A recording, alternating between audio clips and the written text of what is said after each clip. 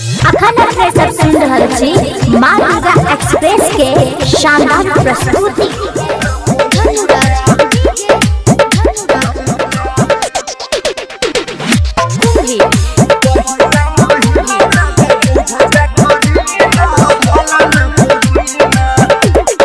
सुने सुने में कनी करकी छौगी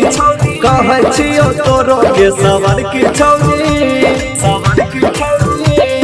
सुन सुने सुने हे गई कनी करकी छौगी कहै छियो तोरो के सवार की छौगी गोर तू है बड़े बजोर तू है बड़े खई है 10 दीना पहिला महीना बुझेबे करी ना छौरा सब पीछा घुंटो लोले ने पुदीना पहिला महीना में बुझेबे करी ना छौरा सब पीछा घुंटो लोले ने पुदीना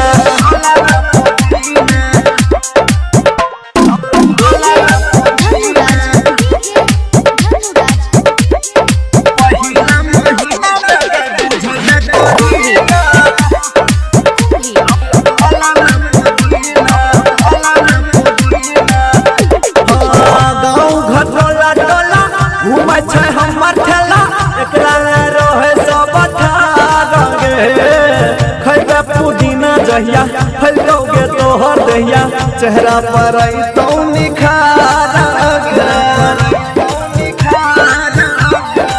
हे गए गाँव घर टोला टोला घूमे छै हमर ठेला एकरा ले रहे सब खैबे पुदीना जहिया फैलोगे तोहर दहिया चेहरा पर तो निखार जखनी पुदीना देबो हाथ में पैसा लेबो माई से जाके तू कही ना पहिला महीना में बुझेबे करी ना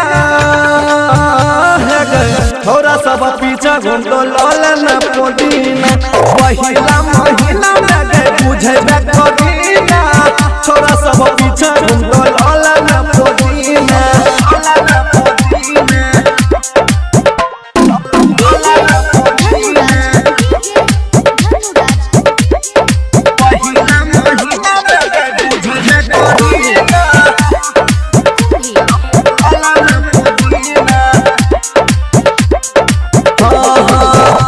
दुकान हमर सुने के जान हमर कहै छियौ बात सुन गे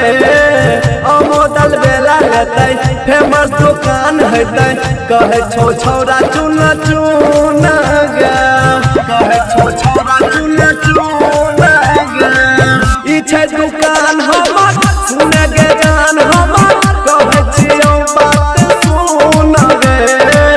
अमोदल बेला लेतै फेमस कहै छौ छौरा चुन चुन गे राइटर जगह सुंदर अजय पधियान छौ एने ध्यान तू दहीना पहिला महीना में बुझेबे कटरीना